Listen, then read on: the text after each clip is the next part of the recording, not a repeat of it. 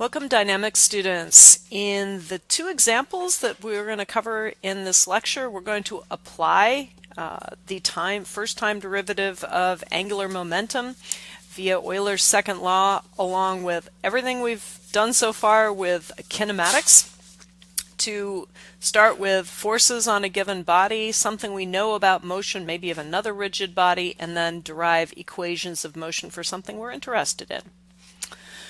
So we're going to start with this figure. I'm going to blow it up a little bit here. So we have a big rigid plate, and we'll assume it's pretty thin, so it doesn't really have a mass that we have to be concerned with. Maybe it's a stiff composite, and so it can hold up this other mass. We've got a block Q, maybe it's a big heavy box, and it has significant mass M. And it's rotating effectively due to the rotation of these bars. This plate, actually it's basically translating. It's going to end up moving position out here and then all the way around, and so the box will remain out on it as the plate B, beta B, ends up moving as these rods move.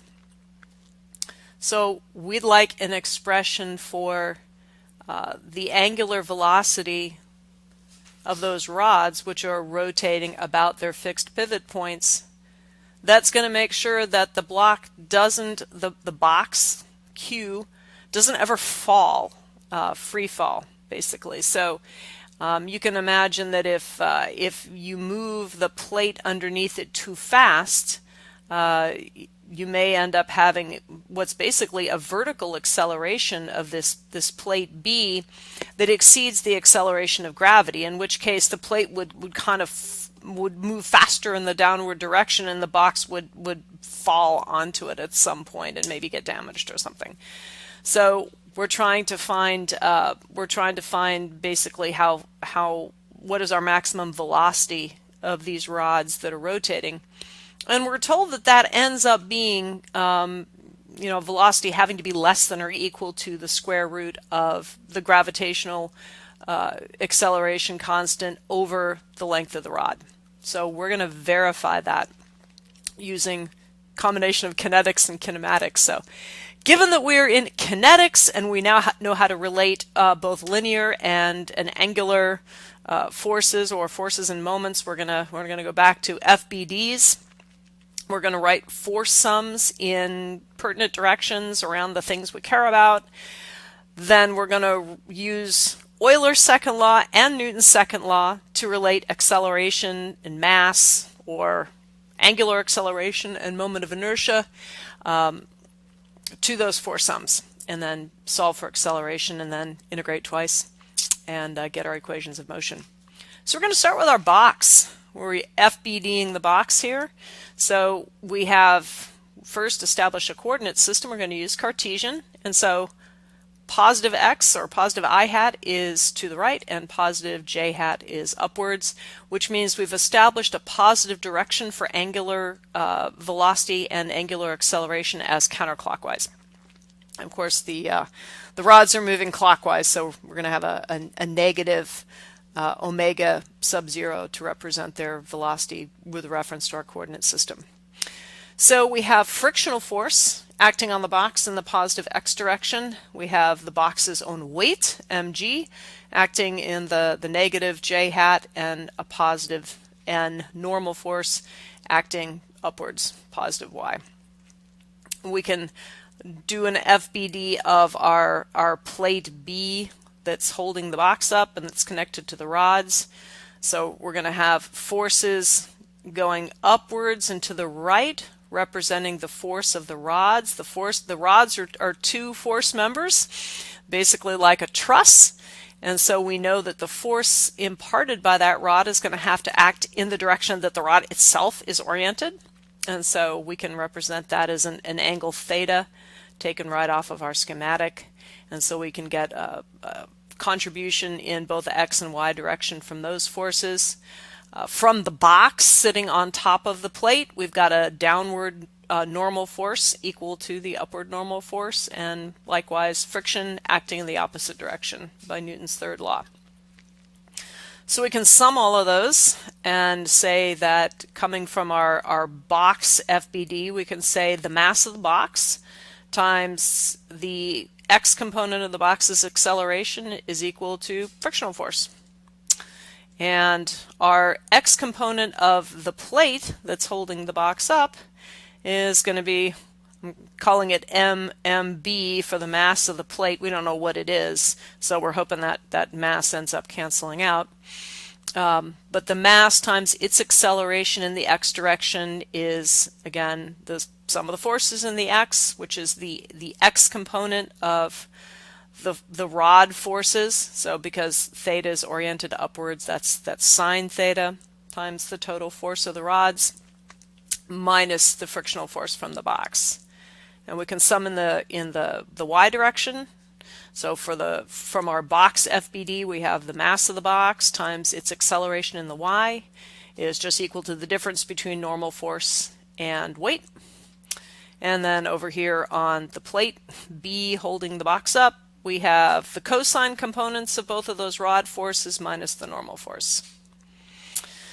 Now we can use, now we switch over to kinematics. So at this point we have expressions for acceleration, but it's a little bit difficult to relate them to anything because nowhere in any of these expressions do we have anything related to the term that we know and care about, which is the angular acceleration, or excuse me, the angular velocity of these rods. So we got to somehow relate some motion of something we drew an FBD around and then have force acceleration relationships to something we know. And to do that, we're gonna use our relationship of velocity and acceleration of 2 points on a rigid body. So one or two nice ones to look at are points O and A, or O prime and B, because plate B is a rigid body. So the velocity of point A and the velocity of point B are the same. And because A is also common to the rigid body of this rod, I can relate the velocity and also the acceleration of point A to the velocity and acceleration of point O, which is both 0 because it's a fixed pivot, and that angular velocity omega 0 and the angular acceleration, which is 0 because we were told they have a constant rotation rate. So alpha of the rod is 0. Okay? So we can say that the velocity of points A and B, which are the same because they're on the same rigid body, is equal to the velocity of point O. We'll just use 1 over here. In this case, we were going to say plus angular acceleration of the, or excuse me, angular velocity of the rod, which the rod is rotating in the negative theta direction. So it's negative omega 0 k hat crossed into the radius vector from O to A, which is simply going to be the sine length of the rod times sine theta plus length of the rod times cosine theta in the I hat and j hat direction, respectively. So we get this expression, distribute, we execute our cross product, and we end up getting our omega 0 times L times sine and cosine of our I hat and j hat. And we basically switch positions with the cross product. And we can go one up. Now, but we need acceleration to relate to our force tallies. So let's go ahead and use our universal expression for the acceleration of 2 points on a rigid body. So if we know the acceleration of point O, which is 0, and we want the acceleration of points A or B, our kinematics studies have told us that we can express that as the angular acceleration crossed into the radius vector from the point you know to the point you don't know minus the square of the angular velocity times that same radius vector. We've used this quite a bit in kinematics, so we could just go ahead and drop that in now. This term goes to 0 because we're rotating at a constant rate, so alpha 0. So we get an expression for the acceleration of these 2 points on the rigid body B with respect to theta, any particular position of that rod and the rod's velocity. So we're getting closer because now we can we do have acceleration written in terms of something that's on this rigid body that we've written in terms of things that we know or could measure. Okay, if the box is not, it's staying attached to the plate, which is the condition we want. It's not sliding, the plate's not dropping out from below it, which is what we wanted to have happen. Next big step is to say, okay, the acceleration of the plate and the acceleration of the box are the same. So AX and AY for the box and AX and AY for the plate are the same at that point for the conditions we want to consider. So that allows us to relate using our box FBD expressions together with our plate FBD expressions, together with our kinematics expression for acceleration of something, points on the plate, any points on the plate, which is now any point on the box. So we can equate those. We can now say the frictional force is equal to the mass of the box times the x component of the box's acceleration, which is that term. And in the j-hat direction, we can say that the mass of the box times the acceleration of the box, which is that term, is equal to the difference in the normal force from the plate and the weight of the box. So now we've written that here. So these 2 lines basically include kinematics, expressions for the acceleration of 2 points on a rigid body, the knowledge that under the conditions we're considering, the box and the plate move together, so their velocity and acceleration are the same, and then this FBD from the box. So we're saying something about the box's motion. Okay, now we're going to put in this dropping criteria. So if we want to make sure that the plate doesn't move downward faster than the box, one way of showing that is to say the plate will always exert a positive normal force on the box, because when it stops, the box is no longer being supported, and it's not being supported because the plate's falling faster. This is analogous to criteria where we're looking at traffic or some moving object on a curved surface and say, when does it fly off the surface? The time that 2 bodies are no longer in contact can be tagged by stating the normal force between them is no longer positive. It's at what point does it equal 0? So we can say that to stay in contact, the normal force has to be greater than or equal to 0. And in this case, it needs to, if we find the normal force greater than or equal to 0 at the time when the downward acceleration of the plate is the biggest, then we're covered for everywhere. So we can use a bounding case. Well, the bounding case for acceleration in the y direction is when this term is the biggest, cosine theta. And that's the biggest when this term is 1 or theta is equal to 0. And you can imagine that, just kind of use a thought experiment when the bar is all the way out.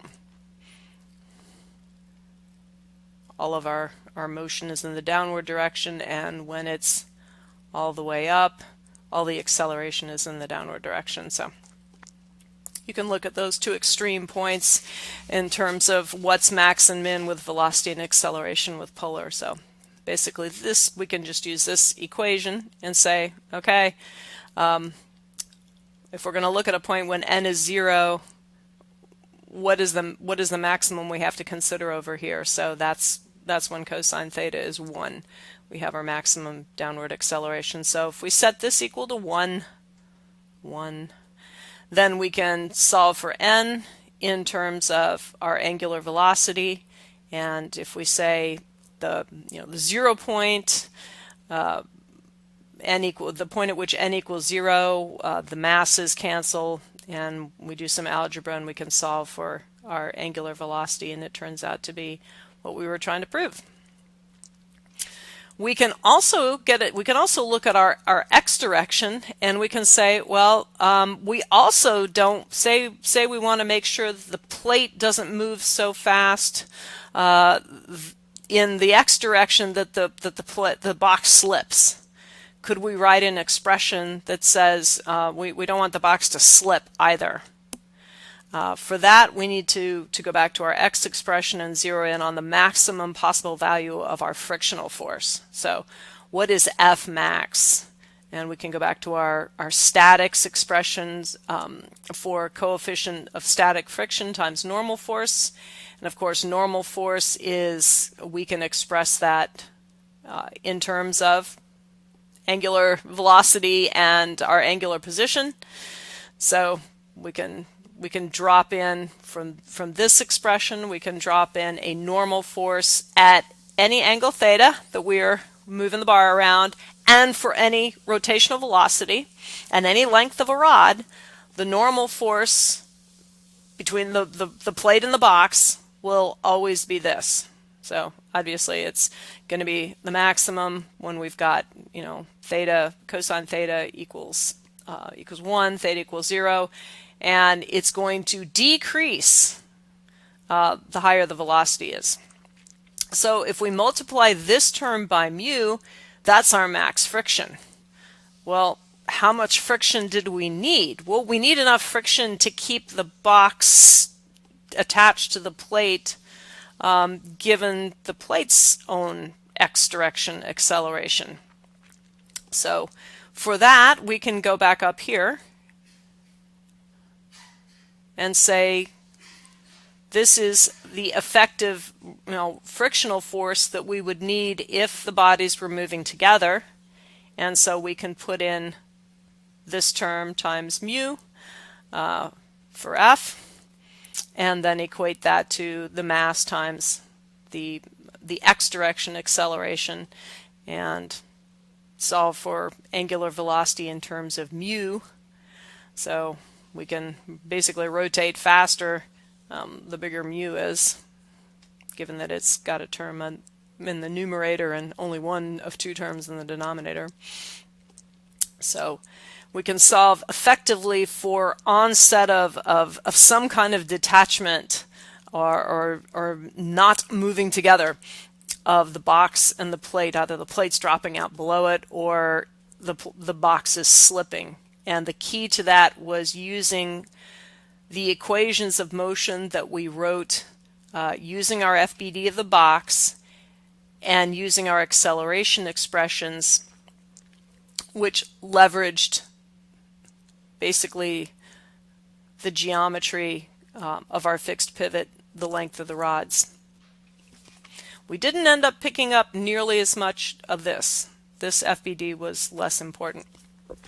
But we ended up obviously seeing elements of it in terms of this radius. So we got our sine theta term. So we really didn't necessarily use this FBD, but we definitely used our box FBD, and then we needed the geometry of our problem to get our radius vector, and basically just our radius vector to write our kinematics acceleration expressions. So that is basically more of a translational motion of the plate and the box. So notice these two are translating. Neither one is rotating around. But another part of the machine, another part of the overall moving body is rotating. So we used rotation to infer translation in this case. Okay, so let's do one that is definitely pure rotation, or very much focused on rotation. So that's rolling. So we're looking in this figure at a section of a cylinder. It goes back into the plane of the page, and it's cylinder B, rigid body B. We released it from rest on an inclined plane. So initial velocity is 0, initial position is wherever.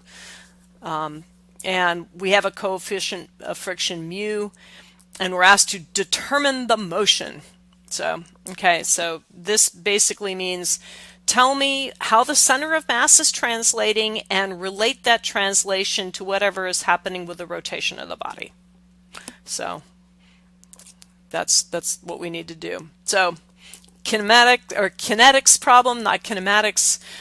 Pure kinematics, we're going to need an FBD because we're going to need a force tally. So we're going to again use Cartesian coordinates, and in this case x is positive downslope and y is positive upward normal to the slope, and so that means clockwise is our positive position for angular velocity and acceleration.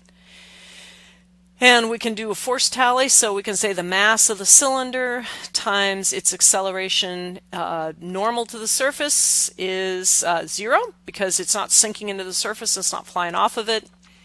So the normal force is always mg cosine theta, where theta is the slope angle, and the mass of the cylinder times its x direction acceleration is going to be mg sine theta, the weight component, minus friction, and which is of course the force keeping it rolling. So there's two situations in which the cylinder can proceed down slope. It can slide down the slope with or without some amount of rotation, or it can roll down the slope. And for rolling, we have a very specific criteria, and that's no slipping. And because it's not slipping, we can assume an instantaneous center of zero velocity at the contact point. So we're just going to break this up into two parts. We're going to say, if it's rolling, here's the motion. If it's sliding, here's the motion. And then find out what coefficient of friction it would take to differentiate the two. So if we are, same FBD will apply. Okay, so let's consider rolling. And so let's drop into the kinematics of rolling. So we know from our rolling kinematics, or we know from any rigid body motion, the velocity at one point is the velocity at a known point plus the rotation rate of the rigid body crossed into the radius vector from the known point to the unknown point. And for rolling, if we use the contact point, it's invariant. We just have our velocity of our rolling center as the rotation rate times the radius, and in this case it's negative because a positive rotation rate would be pushing us back up slope. So we have negative rotation rate of the cylinder times the cylinder radius in the I-hat direction. So the faster it rotates, the faster the center of mass goes downhill. Acceleration, we take the first time derivative of that, and the center of a rolling body basically moves in rectilinear motion. So we don't end up, the radius isn't changing with time, I-hat isn't changing with time, so we just take the first time derivative of our angular velocity, we get angular acceleration. So the acceleration of the center of mass is just negative alpha b r in the I-hat direction. So this is the motion of the center of mass in terms of angular acceleration and the radius. So we can say the motion of the center of mass is the same as the motion of the whole body in the x direction, and that's negative alpha r in the I-hat direction, and multiply by m, and that's the sum of the forces. Okay. Now we'd like to say a little bit more about it. It would be nice to be able to relate that rotational acceleration to something about the cylinder and maybe back to the forces we know. Because, yeah, it's nice that they're related that way, but okay, what's alpha? We can use our rotational kinetics expression, the sum of the moments about the center of mass, equals that same alpha that we wanted to know here, times the polar moment of inertia about that center point, and it's going to be directed, of course, in the k-hat direction. And we can get that sum of the moments up here from our FBD. If we take the sum of the moments about the center point, the only thing that is not doesn't have a line of action through the center point is friction. And so we can do an R cross F that gives us basically this expression we end up getting a negative out of the cross product. So if we knew what the polar moment of inertia for our cylinder was, we have what could be an expression for F if we knew what the coefficient of friction was, and that would give us an expression for alpha that we could plug in here and then start integrating with time and get an expression for the velocity and position of the center of mass whenever. Okay, so we can now turn to a nice handy handbook. There's probably one in your textbook or online. Look for the polar moment of inertia of a cylinder. If you can't find that, if you can get I sub x and I sub y, just add them together. Sometimes they'll be expressed in books in terms of just radius. If you assume a uniform density, you can relate pi r squared times the density per unit length is the same as the mass. So I can express the polar moment of inertia in terms of that cylinder's radius and its mass per unit length, because we're only looking at the cross section, so we're going to assume it's per unit length, like into the screen. And so that can go in for here. And so we now have alpha times moment of inertia is equal to radius times the applied force. Okay, so now we're at the point where if we wanted to express everything we need to know, we kind of have three things that we don't have a number for that was part of the given problem or that we could look up. We don't know a sub x, which is kind of what was the big thing we're solving for. That we're going to integrate twice to get a full expression of motion. We don't know alpha, even though we now have a way to relate it to something else, and we don't know F. But we do have plenty of equations that relate all of these, and in fact we have three equations, so we can solve for all three. So we have our sum of the forces in the x direction, which relates F to A, and then we have the same expression coming out of our kinematics, relating alpha and ma coming out of the motion of our center of the wheel, and then we have our RF related to moment of inertia and alpha coming out of our rotational kinetics expression. So top one came out of our right off our FBD, the second one came out of our kinematics relationship, kinematics of rolling, and the last came out of our rigid body rotation. So if we eliminate some terms and simplify, we can write these three expressions for alpha, F, and acceleration, linear acceleration in the x direction in terms of just slope angle and gravity and the radius of the cylinder. So if we want to get an idea of how quickly the cylinder's center of mass is moving down slope, we just take this term and integrate it with time once or twice to get velocity and position. And of course, g and theta aren't functions of time, so we just get basically, times t and 1/2 t squared.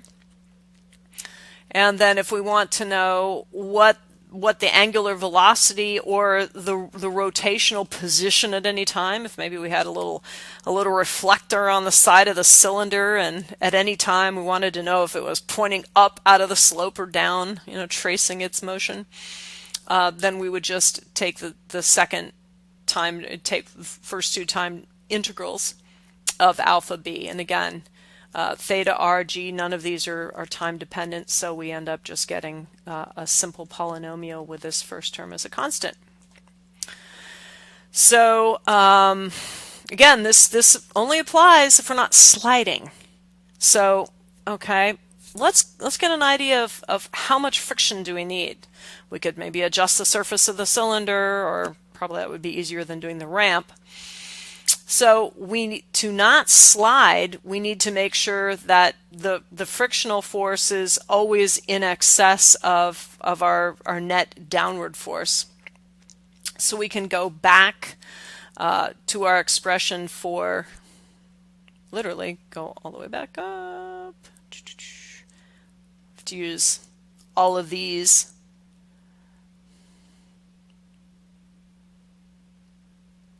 back here relating max friction force, which is mu times mg cosine theta, which doesn't change as things move. And we have to say that it's greater than the mass times, basically the downward acceleration. So that comes out of this expression, or it's embodied in this expression. Sorry, it doesn't come out of it. We're basically going all the way back to our FBD and saying that the friction force has to be greater if the mg sine theta is greater. Then we're going to end up having sliding. But we can work that backwards in a criteria sufficient for rolling. And what that is saying is basically we're not going to slide, or the velocity of this point is always going to be 0 at every instant. And so if we make this relationship true all the time, we can say, okay, what's the maximum friction that we'll get? Well, it's mu mg cosine theta always has to be greater than this. And if we solve for mu, we say mu is greater than 1/3 tan theta. So it's really easy to zero in on what kind of mu we need, because we've already given ourselves a nice expression for the coefficient of, or for the frictional force, sorry, in terms of things we already know.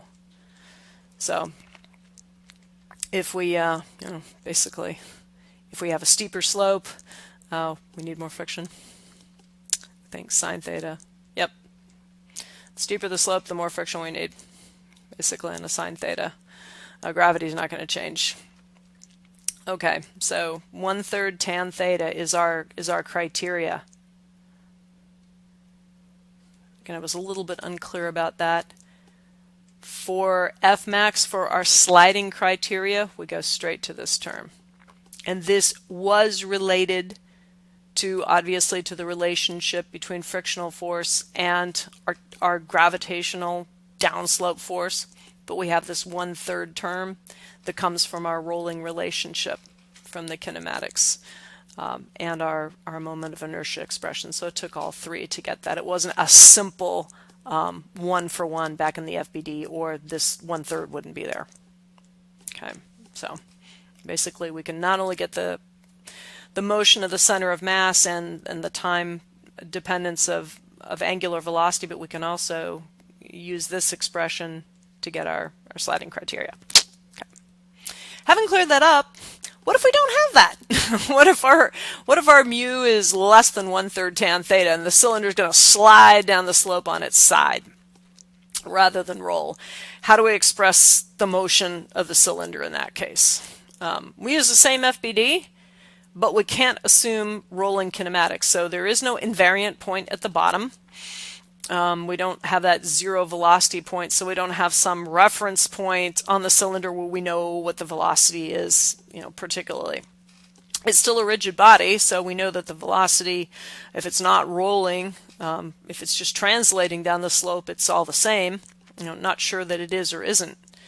So let's start back with our FBD and just take a look at what we can say about rotation and translation. So starting with the easiest thing, let's look at translation normal to the slope.